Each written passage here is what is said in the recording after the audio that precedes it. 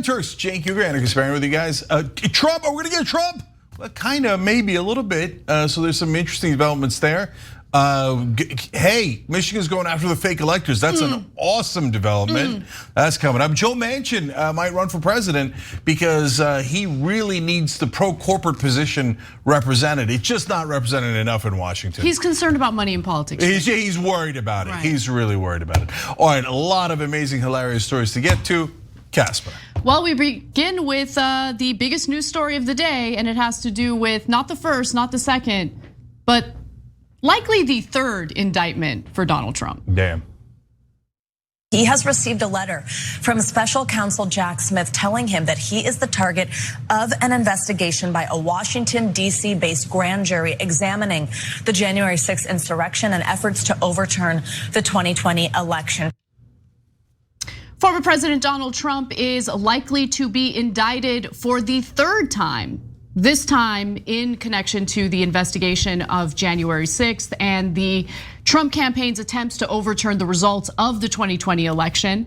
Now, reporting for the New York Times, Trump said on Tuesday, he was the one who actually broke the news to all of us, that he had received a so-called target letter from the special counsel Jack Smith in connection with the criminal investigation into his efforts to hold on to power after he lost the 2020 election, a sign he is likely to be indicted in the case. Now, this is going to be an incredibly difficult case for Jack Smith should Trump get indicted, considering the fact that there really is, a lack of evidence here. If we had former President Donald Trump on the record, for instance, repeating over and over again that he was attempting to overturn the results of the 2020 election and that he was attempting to install fake electors in his plot to do so, the case would be a lot easier. But I don't know, Cenk, have you seen such evidence? I think I might have. I think I might have seen him say about, 488 times that the election is stolen. There was 2,000 mules and massive dumps. Okay, so none of that is true. They had 60 court cases. He never presented any evidence. But this is really good news for Donald Trump. This is a potential indictment, one that appears to be imminent. Because now he can go to court and prove that the election was stolen. Perfect.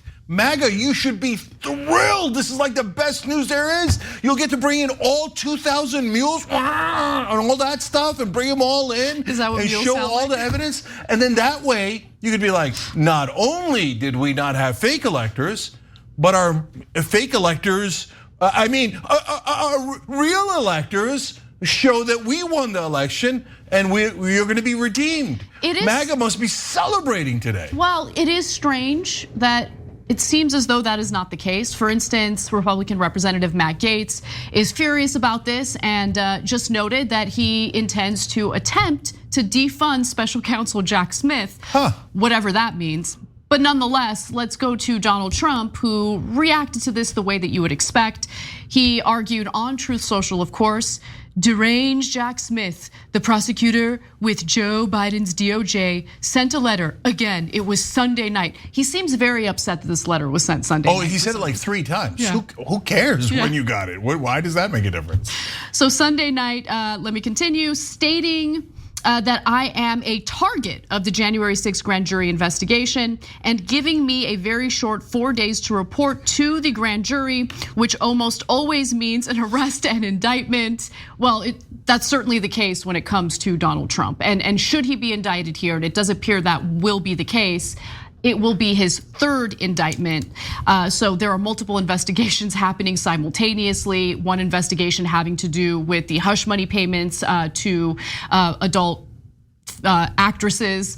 The other having to do with his handling of classified documents after his term was over.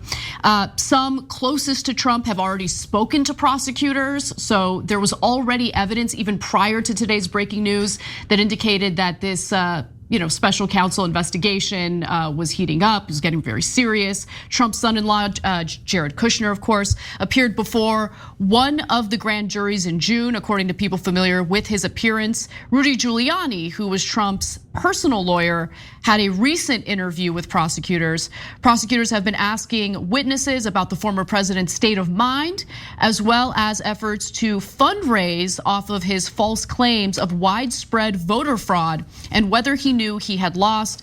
They have also been scrutinizing efforts to put together slates of so-called fake electors to cast ballots in support of Trump when the Electoral College tallies were certified. So we don't know exactly what the charges will be in this case, but it does appear that an indictment is imminent. Okay, so now Donald Trump is trying to recast January 6th. There's a number of patriots who went there, and what did Tucker Carlson say? They were tourists, etc. I thought they were Antifa. They're also Antifa.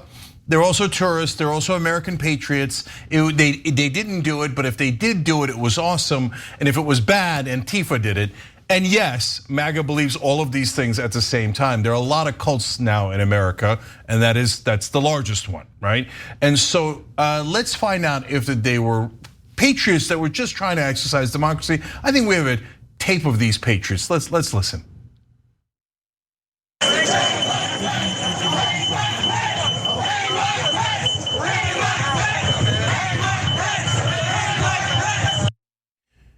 Yeah, when you're chanting about executing the vice president, not exactly what I would call tourists or patriots. But to be fair to those guys, this is also an awesome development for them because they've been taking the brunt of this. That's true. And so there's a woman who's about to get 6 years in prison. She's one of the ones that assaulted the cops, etc. And she's saying this is totally unfair. By the way, Donald Trump never helped them, never gave them a dime, even though he raised hundreds of millions of dollars for himself for legal defense, but never shared it with any of those guys. But in all seriousness, this is justice where the guy who planned it is now finally going to be brought up on charges and not just the little people who executed it. I'm not saying that as a defense of the people who were chanting to murder people. I'm saying, yeah, they should be prosecuted, but the guy at the top should be prosecuted too. And so finally we're pursuing justice here. Now, one person who decided to take advantage of the situation today was one of Trump's political opponents, specifically in the Republican Party. Someone running against him in the Republican primary for the 2024 presidential election, and that's Florida Governor Ron DeSantis. He was asked about this, and here's what he had to say.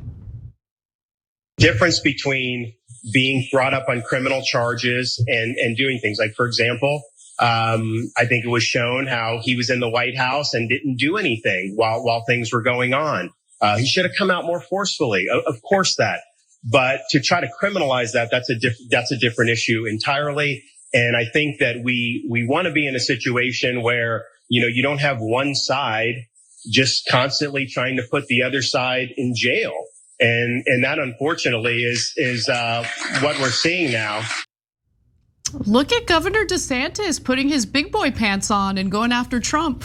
Only halfway though. He's only got one leg of the trouser on and he's jumping around. He's like nervous about it too. Yeah, and he's like, well, as they were threatening to murder his own vice president, perhaps he should have spoken up. But he shouldn't be tried for that. He shouldn't be tried for it. So, okay, well, I guess that's manning up halfway, is if that's a thing that's possible. Look, guys, one last thing that's important here. So it's easy to get excited because A, Trump's getting indicted and finally we're seeing some degree of justice. B, most importantly, let's protect our democracy, and this is a step going in that direction. At the same time, this case is not going to be super easy to prove, right? There's a difference between did he do it and can you prove criminal action, right? So when the MAGA guys say Trump didn't do it, I mean, what do you mean he didn't do it? Why did they invade the Capitol? For Dukakis? Like, that doesn't make any sense at all. Of course they did it for Trump. On the other hand, when he says, look, I said raise hell, I said fight like hell, or all these are kind of vague terms. I didn't tell them to go break the law. I didn't go tell them to break in the window. I knew that they were trying to murder my vice president, and I told my chief of staff that I kind of liked it, but I'm not on tape saying that.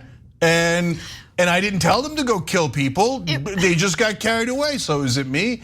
And then when you got to present overwhelming evidence to get a guilty conviction, that's not necessarily going to be easy. I I agree with you. I don't think it's necessarily going to be easy. It really depends on whether those closest to Donald Trump are willing to turn on him.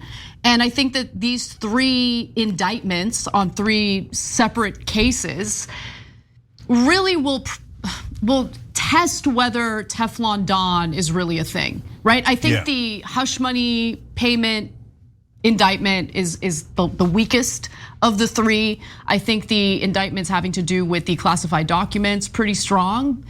But again, I don't know if it's actually going to lead to the accountability and the consequences that an ordinary person or maybe a low-level individual from the White House would have to deal with. I have a slightly different ranking. So I have easiest to prosecute. I've got the documents case because it's a slam dunk. He definitely took them. He's on tape. It's definitely illegal. He's on tape admitting it, and he definitely didn't classify them. That's on tape. All of it's on tape. That is super hard to get out of. So I think a guilty conviction there is very possible, but it's, is it going to happen before the election? These are all, the timing is super important. So I think that's the easiest to prosecute.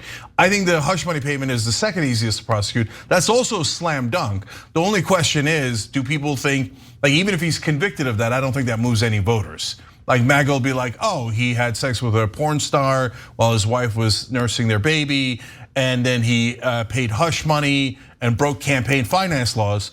Sounds awesome to me, right? Like they're not. That's not going to bother them 1%. In fact, they might like him more because of that. They're like family values. We were kidding, man. We love this kind of guy. So, but that's very easy to prove.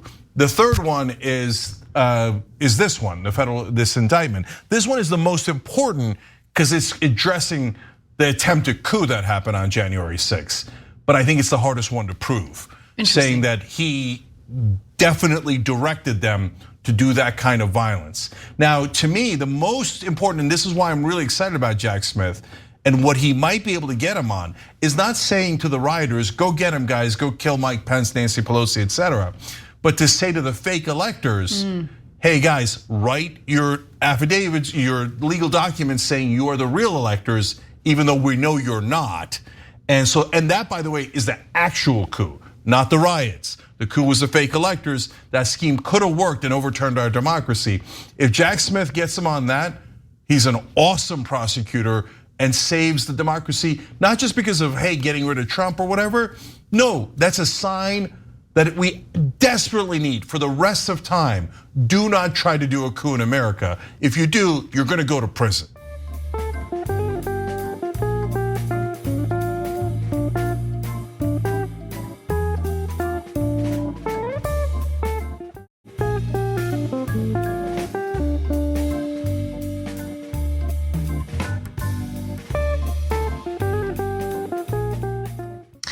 Well, there appear to be some consequences for some of the fake electors. So let's talk a little bit about that. It's a big day when it comes to some, attempts to overturn the 2020 election.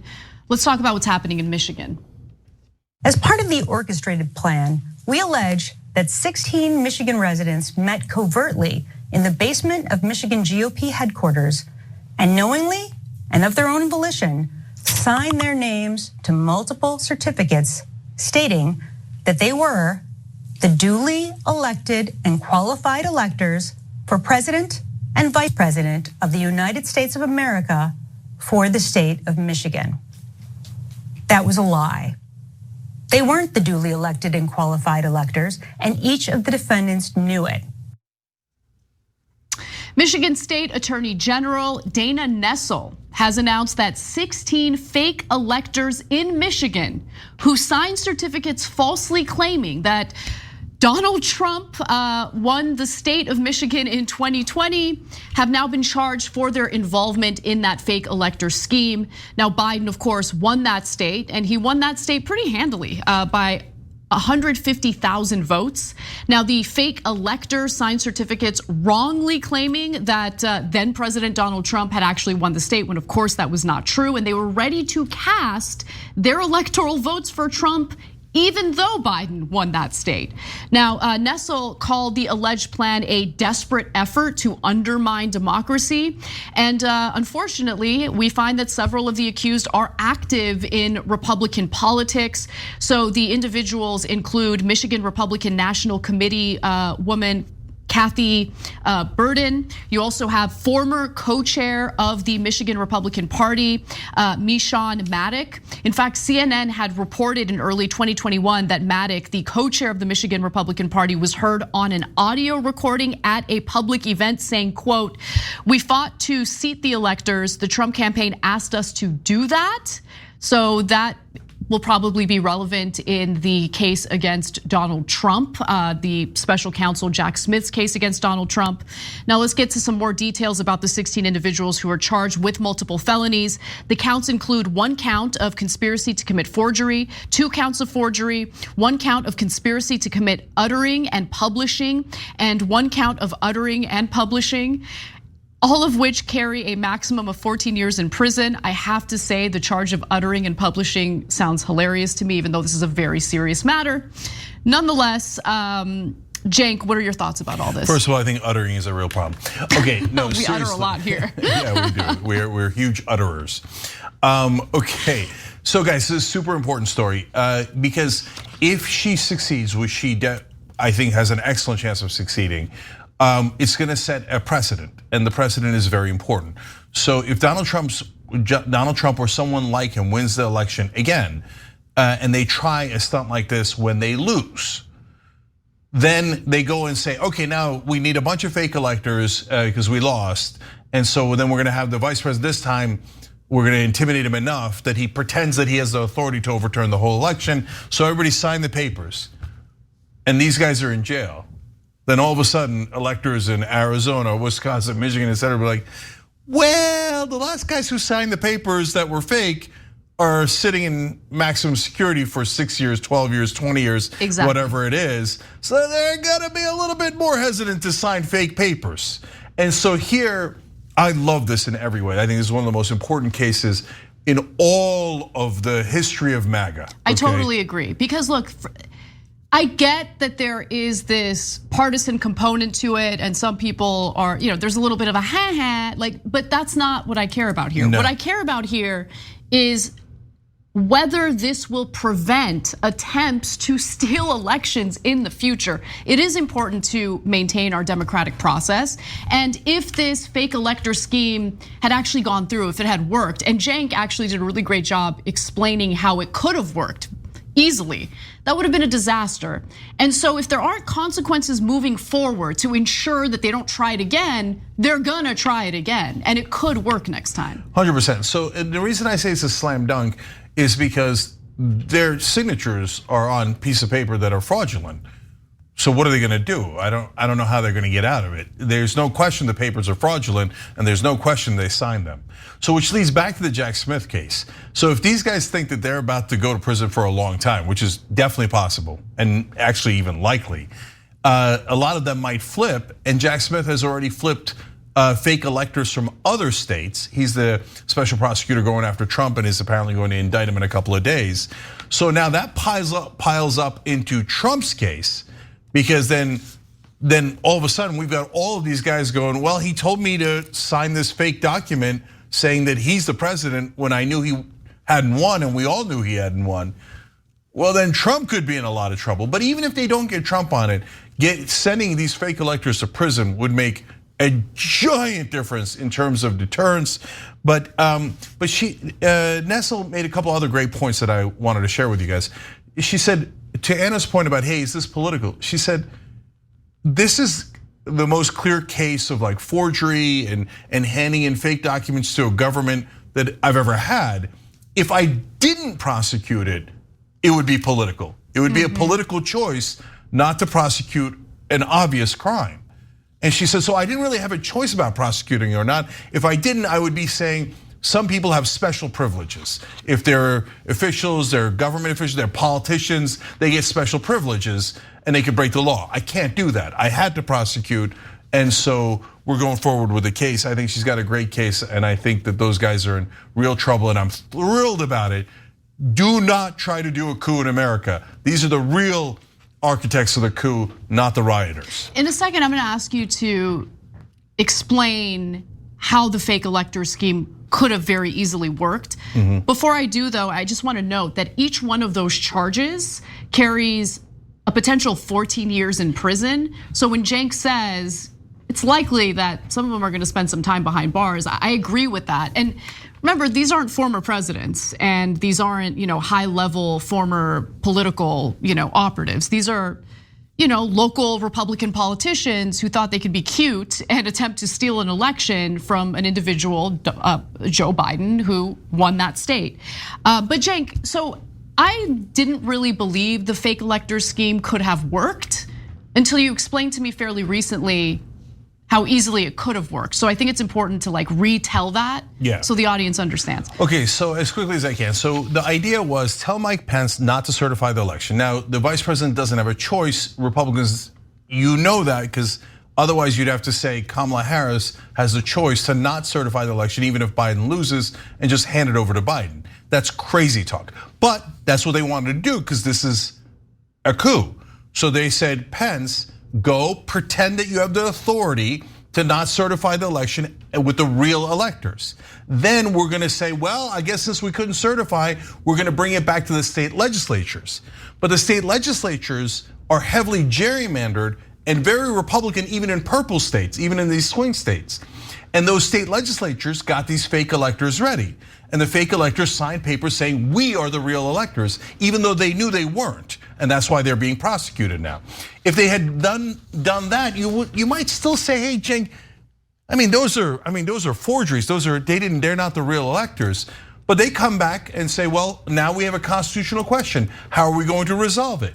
The minute you create that question, the method by which you resolve it is you go to the House of Representatives and they tell you who the president is going to be. But they don't vote based on the number of people in the House. They vote state by state. And Republicans have more states than Democrats do in the House, even under the old term of Congress. So that way, the Republicans at the state legislatures and then in the House just could say, Trump won. Or there was a dispute. There was mules. There was Krakens. There was a dispute and we won, okay? And that way, that would have worked. And they would have stolen the election and that would have been a coup. That is why prosecuting these guys is monumentally important as a precedent.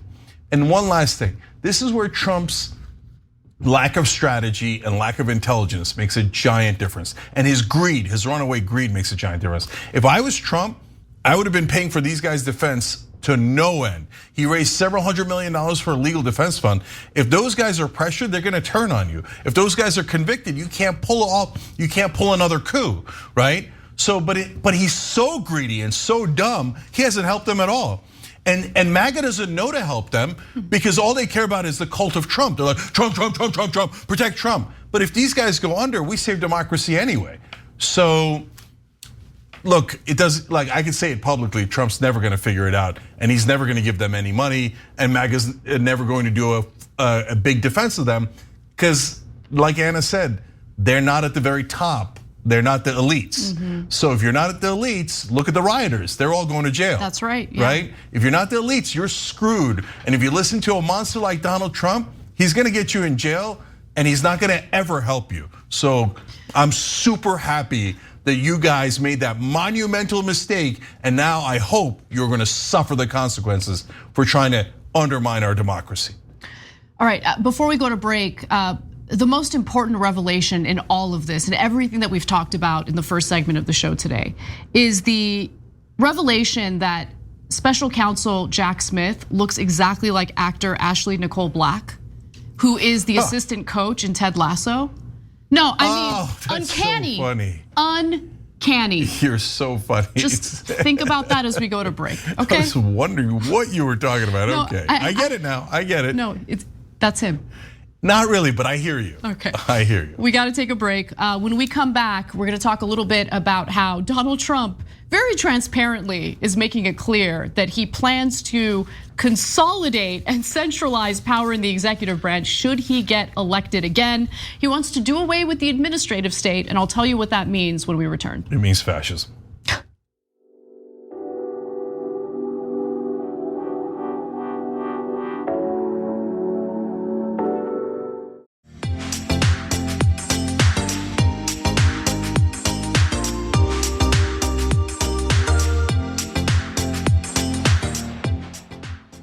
All right, back on TYT, Cenk, Anna, Brett Williams, Chris Hartman, Hassad Ben Joseph, CJ Johnson, Daniel Campbell, and so all those folks just joined us. I love our TYT team. Our members make this possible. They hit the join button below, and then BP8599 also hit it and then upgraded. You could upgrade through the join button as well, and of course everybody can do it through tyt.com/join. And Box, thank you for gifting one membership to the community. You guys are all fantastic. Love to have you as part of the Young Turks. Casper. Well, it seems that all Trump really likes to think about is how he can be an even bigger dictator. And we're about to talk about that in this next video. This is the final battle. With you at my side, we will demolish the deep state.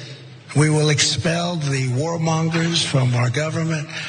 We will drive out the globalists. We will cast out the communists. We will throw off the sick political class that hates our country.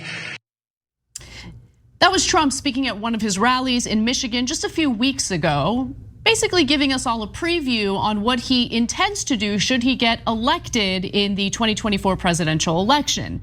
Now, one thing that he's laser focused on is dismantling the so-called administrative state in order to consolidate and centralize power in the executive branch, essentially doing away with our system of checks and balances and doing away with the independence of federal government agencies.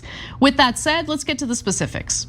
Trump intends to bring independent agencies like the Federal Communications Commission, which makes and enforces rules for television and internet companies, and the Federal Trade Commission, which of course enforces various antitrust and other consumer protection rules against businesses, under direct presidential control. Now again, these are supposed to be independent agencies. Yes, they're federal agencies, but the President of the United States is not supposed to influence these agencies or have any impact on whether or not the heads of these agencies remain in those positions or get fired.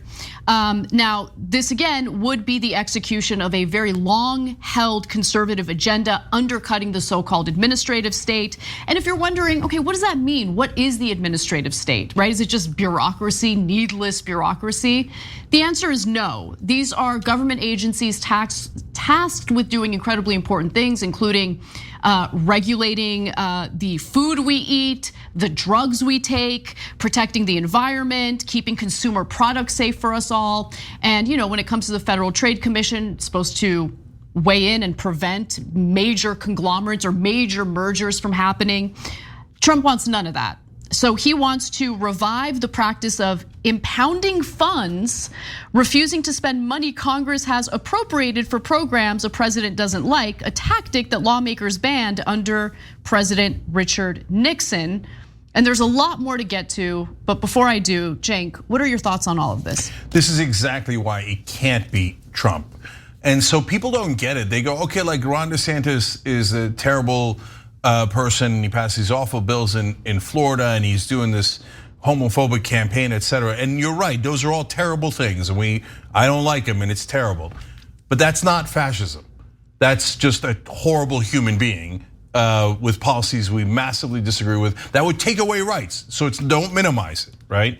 But fascism is when you do a takeover over the government and you don't allow democracy back in, and that's this. That's this. This is not a little bit around the edges where you go, well, look, I think the Federal Trade Commission has too much independent authority. I'd like to be able to fire the head of the commission if they're not doing the right things, et cetera. Now, that's not a good idea, but that's maybe, there's a couple of proposals here that could be debatable under a rational, normal situation.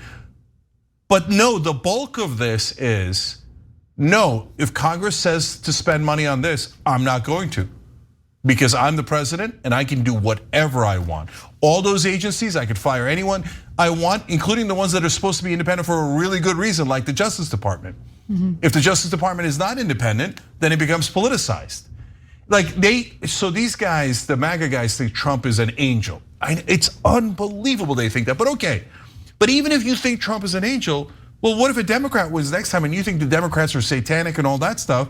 Then they would also have this authority. Exactly. And they could do whatever they want. Exactly. And it doesn't matter what bills you pass. And then they could say, hey, the Justice Department is now no longer independent. So now we're gonna do put all of our opponents in prison, whether a Republican does it to a Democrat or a Democrat does it to a Republican. I thought you guys hated that.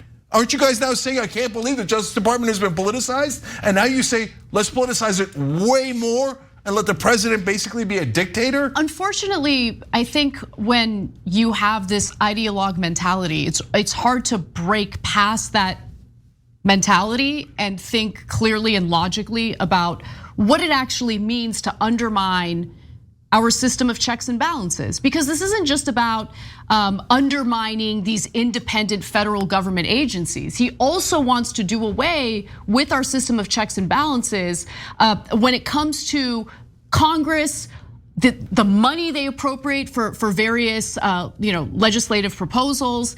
If Trump decides, no, I disagree with Congress's appropriations here, and I'm not going to allow for this money to be utilized the way it was intended to be utilized under what he wants to do in dismantling the administrative state, he would just do whatever he wants with that money. Guys, it's not debatable. If you say the president can ignore Congress, we don't have a democracy anymore. We don't have our form of government. We have basically a dictator.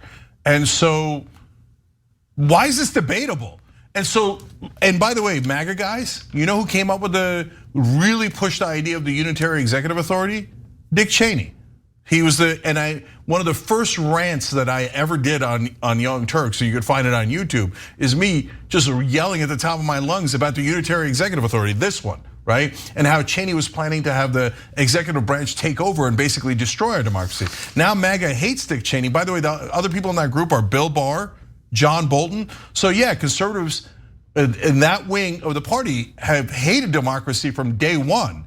And so now ironically, it's Trump is now heralding it. Now another very disturbing part is the guys coming up with the actual plans is the Heritage Foundation. So that means there's now corporate interests going, maybe fascism not so bad.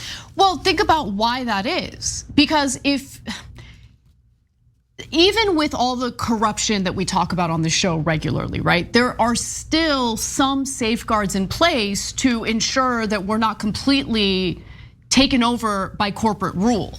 But if corporations have complete control of one lever of power, the executive branch, and the executive branch succeeds in dismantling the administrative state and our system of checks and balances, well, all corporations have to worry about is ensuring that they're in the pocket of whoever the president is. Yeah, and guys, so the MAGA guys actually, a lot of them now hate big business. That's a good instinct. It's not that you should hate business, it's that you should hate their ability to bribe government officials. In my book, I talk about how the corporate interests took over the Supreme Court, and I explain exactly how they did that.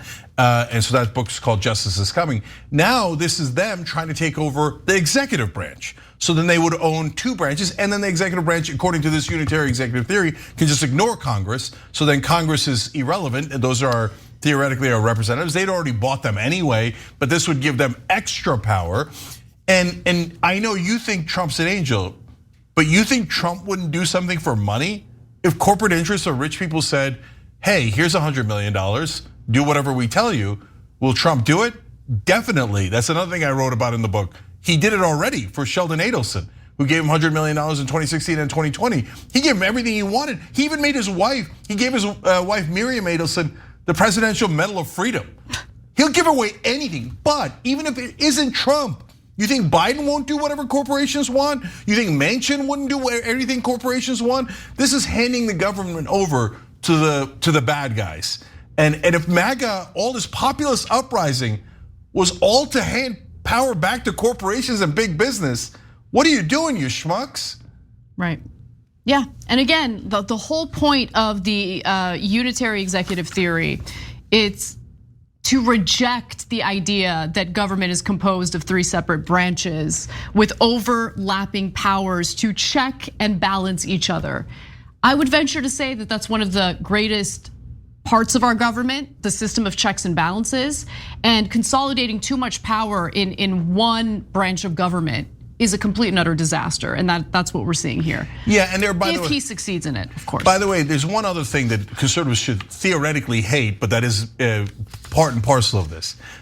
Since none of these agencies, including the IRS, the Education Department, etc., would no longer be independent, then the president, any president, Republican or Democrat, could say, I don't care about factual correctness anymore. These agencies will now do political correctness. So now the IRS will investigate all of my political opponents, and I can do it now. I have unitary executive authority.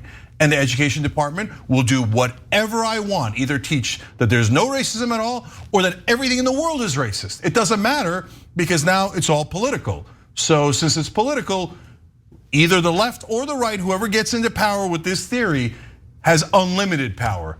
And if you believe in democracy, you would hate this plan. This is exactly what fascism looks like.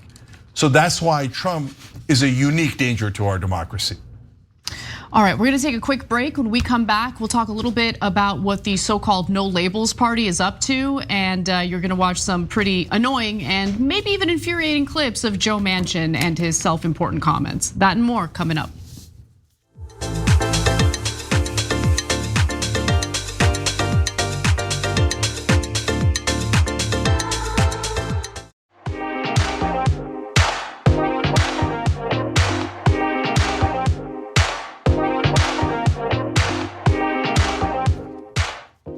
All right, back on TYT, Cenk and Anna with you guys, more news. Well, No Labels is at it again, and unfortunately, this is opening up yet another discussion about Senator Joe Manchin. Let's get into it. At a town hall meeting at St. Ansem College in New Hampshire, Manchin, a West Virginia Democrat, and John Huntsman, a former Utah Republican governor, made their pitch for No Labels, a bipartisan group trying to move the nation beyond its partisan gridlock. They're just trying to move the nation beyond the partisan gridlock, everyone. That's what CNN wants you to know about No Labels. Except that's not the whole story. The reality is that No Labels is a dark money group funded by corporations and billionaires in favor of the status quo. And Joe Manchin, the conservative Democratic senator, might be running for president on their ticket. At least he won't rule it out. And you're about to hear from him in the next video. Let's watch. Let's see what happens. It's too early. Everyone thinks we need to do something. I'm pressing on this because if you do get in the race and you spoil the election, would that factor into? I've never been in any race I've ever spoiled. I've been in races to win, and if I get in a race, I'm going to win. So, with that being said, I haven't made a decision, and I'm not going to make. I've never made a decision. Now he went on to say, quote, "I'm not here running for president tonight. I'm not. I'm here trying to basically save the nation." The guy who served as a major obstacle to Joe Biden's entire agenda is here to save the nation, everyone. I've got a lot more to get to, including who actually funds No Labels, and we'll talk about our theories on what's really transpiring here. But Cenk, I'm curious what you think about all this. Okay, so I think that everything he's saying is a lie, and I'm gonna prove it to you, and I think these are some of the worst people involved in politics. But there could be a silver lining here. There could be one positive thing that comes out of this. I'll get to that in a second. But it's interesting that there are now several different corporate groups trying to take over the government, and the different corporate interests have started to fight against each other. So Third Way is a corporate group, they're on the Democratic side, but they're fighting against No Labels, which is another corporate group. And then the Heritage Foundation, another corporate group, is on Trump's side. And now the corporations have started to fight against each other because they realize the American people are helpless, and mainstream media lies on our behalf 24/7, and so does right-wing media. So let's just fight against each other and see who can win. So these guys are the most corporate out of all the groups. They're the biggest liars out of all the groups. So when he says, "Oh, we're against partisan gridlock," dude, you created partisan gridlock. You're the #1 advocate for the filibuster, which is the #1 reason we have partisan gridlock. Exactly. Oh my God, what a colossal liar Joe Manchin is. Have you ever seen anyone in mainstream media call him a liar when he lies 24/7? It's unbelievable. Well, you're about to hear more lies, but before we get to those lies, I do want to just give you a statement from the former North Carolina governor, Pat McCrory, who is involved with No Labels. When asked whether they plan on, running a ticket in the 2024 presidential election, he said he hopes it won't be necessary, but that if by Super Tuesday we see the final two candidates as Trump and Biden, we will present a president and vice president if we see we have an opportunity to win. Now, let's get back to that town hall.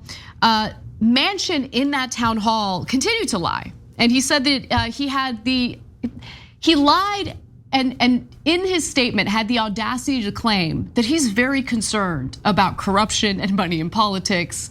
You're gonna love this, Cenk. Let's watch.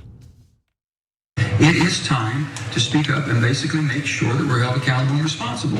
I can assure you, both the Democratic Party and the Republican Party have benefited greatly by the dark money. And everybody's talking about dark money. Well, they're also talking about whether or not, specifically with money, should groups like No Labels have to be transparent about where that money's coming from? I would think the Democratic Party and Republican Party should be transparent. They got $1.7 billion in the 2020 election. $1.5 billion for the Republicans. That's over $3 billion of dark money nobody knows anything about. Nobody knows anything about. So I can tell you, if you want to change Citizens United, it can only happen in Washington. Both parties are going to have to pass a legislation that basically outlaws Citizens United. I can speak and I can tell for No Labels that they would change Citizens United overnight if you could. But that only happens in Washington. So I'll be one vote. I would vote to overturn Citizens United and make it the law of the land that you cannot have dark money in politics.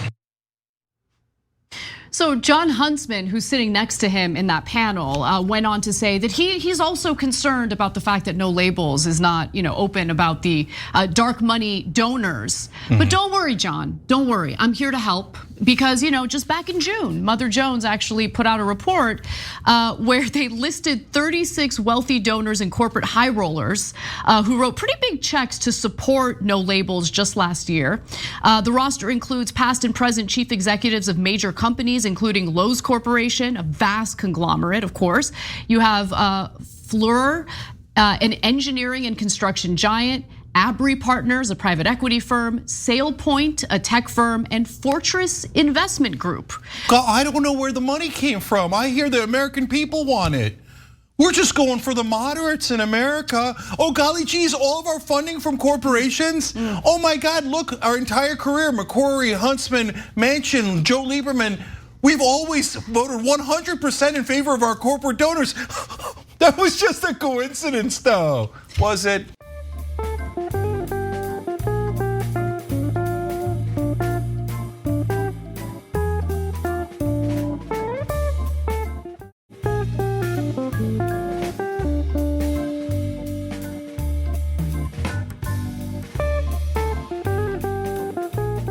What's really interesting about the language that No Labels is using to sell what they're doing to the American public is that they have co-opted the populist rhetoric that we see on the ground. 100%. Yeah. So I wanted to talk a little bit more about that.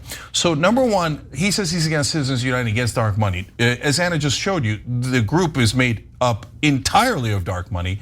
But in Manchin's career, he's patient zero of dark money. He's patient zero of corruption. No one gets bribed more than Joe Manchin. So, and then he comes out, he's so brazen. And he's like, oh yeah, I'm against Citizens United and dark money. Then why don't you stop taking it? Totally. Okay, so no guys, the reason he is enabled and feels like he can lie to you that brazenly is because the mainstream media never, ever challenges him. And when they do, by the way, well, first of all, they don't. Like there was this one brief period where the New York Times was like, he actually takes some money from donors. And why did they do that? Because the other corporatist, Joe Biden, said, we are now opposed to Manchin for a minute and a half, right? And that's the only time they ever said anything at the New York Times. Oh, I'm sorry, take all the dark money, stuff it into your pockets. They say, oh, dark money, theoretically bad, but whenever they're voting on legislation, they're like, oh, that doesn't affect the legislation at all. Totally. Come on, you guys are jokes. You're total and utter jokes. Go become plumbers. Anyway, so this guy, his number one trick is to call himself a moderate. Now, for example, he votes against legislation that would bring you paid family leave. Paid family leave polls at 84%. Being opposed to it means you're in the 16%, which is the radical position. Totally, utterly radical, right? But what does mainstream media call him? And every one of you in the audience knows this. Every single time they call him a moderate. They do, yep. They lie on his behalf, and they do it every time. So he's used to the media lying for him. So he's like, oh, apparently there are no rules. I'll tell them I'm against dark money, even though my career is built on dark money. And these dogs in the media who are just corporate marketers will come out here and tell them, oh, I'm the moderate and I'm against corruption. They lie on my behalf 24/7. So that's why he does this. Manchin and Sinema themselves have received campaign contributions from at least 13 billionaires who had also donated money to Trump's campaign. These guys are a joke. They're absolute liars. And I'm sorry, but I'm sorry, Anna. I'm interrupting and I'm going on my usual rant. On a media rant? Yeah. Have at it. The New York Times, NPR, MSNBC, CNN. Are you ever going to tell the truth? They're not, Cenk. Okay, they're not. All right. So as long as we know everyone in mainstream media are gigantic liars, moderate. Medicare for all polls at 70%. 30% is the radical position. They're like, no, man, she's a moderate for opposing it. Joe Biden, Nancy Pelosi are moderates for opposing a position that 70% of Americans want. And I could list you 24 at a minimum other bills that are incredibly popular. And when these incredibly corrupt people go to kill it because their pockets are stuffed with corporate bribes, mainstream media, New York Times, like, bribes, campaign contributions, affecting legislation, no way. They killed it because they're moderates. To be more clear, though, I think the way that they mislead the public is even more nefarious because they don't just print lies. What they do is they omit 100%. Important context and important details. So you can't really point to, oh, look, here's a sentence in the reporting that is a clear lie.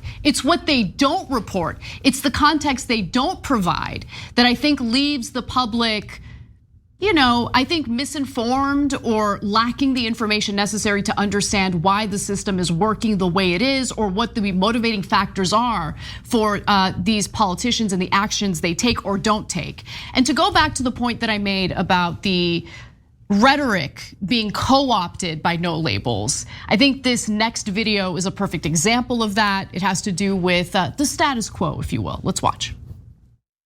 I think that part of what we've done is because we've actually begun to do this, and the two parties, particularly the Democratic Party, seems most anxious, nervous about what we're doing because we're challenging the political status quo. Listen, I know the game. I've played the game. I've been a part of the game. I've been played by the game. And the fact of the matter is the game wants to keep the status quo. They want to keep the power, regardless of the pragmatic circumstances on the ground. And we're challenging the status quo, and maybe by even challenging the status quo between now and Super Tuesday, we can have an impact on the two parties. So Lieberman, obviously very much involved with no labels. We're just trying to fight back against the status quo the Democratic Party wants to protect so much. Now let me tell you who's funding this so-called war against the status quo, which of course is a lie. Let's go to graphic 5. Louis Bacon, billionaire CEO of hedge fund More Capital Management, gave $1 million each to No Labels and the Republican Party after donating the maximum allowable contribution to Kyrsten Sinema. Nelson Peltz, a major backer of former Republican President Donald Trump and a billionaire investor, gave $900,000 to 2 No Labels political action committees and also maxed out his donations to Sinema. And I'm sure they did all of that because they're against the status quo. Oh yeah. And you know who else is against the status quo? Fortress Investment Group. Totally. They're like, you know what? We would love some radical change. We would love for populism, and we would love for the American people and the average worker to get more money and for us to get less money. Oh, the system that put us at the very, very top, oh, we hate it so much. Golly gee, we're against the status quo. I'm telling you, so look, last things about the media's sleight of hand. Anna's absolutely right. It's what they omit. And Noam Chomsky talks about this all the time. Quick example on that is this segment on CNN I often talk about, where they said, oh, this university did this study and it shows that Medicare for all costs $32 trillion. What they don't tell you is it was paid for by the Koch brothers, and they found out that it saves $34 trillion. So it would save you $2 trillion, but if you watch CNN, you thought it cost you $32 trillion. That's deception through omission. The other sleight of hand they do with guys like Manchin is, Manchin is from a red state like West Virginia, and that is why he voted against paid family leave, and he's moderate because he's a Democrat from a red state. Wait, You talked about the state as if that determines the policy position. But paid family leave is a very moderate position supported by 84% of Americans. But they do a little sleight of hand. And they pretend that paid family leave is radical and Joe Manchin is moderate, not because of the policy, but because of theoretically the state he's from. You see how the lies get into the system? Which then leads us to one other proof of concept here. Manchin is not the only one considering a third party race. You know, a lot of you know there's one other person who has announced that he is going to do a third party run, Cornel West. Is Cornel West called moderate? Is Cornel West ever given positive praise in the media? No, Cornel West is called by everyone in the media radical Cornel West, gonna destroy our democracy. That piece of Cornel West, radical. But when Manchin's promising a third party candidacy, is the press calling him radical? Nope, they're still calling him moderate. How could he be moderate for a third party run and Cornel West is radical for a third party run? It's because you're not even bothering trying to be objective. Mainstream media is the initial cancer. All of the corruption, all of the money in politics goes to media to buy political ads. And then they come out and deceive the entire American people with a massively pro-corporate agenda pretending to be objective. All right, we got to take a break. When we come back for the second hour of the show, we're gonna have a good time. And we're gonna talk about the Republicans in the Senate who are genuinely concerned about populism on their side of the aisle. That and more coming up, don't miss it.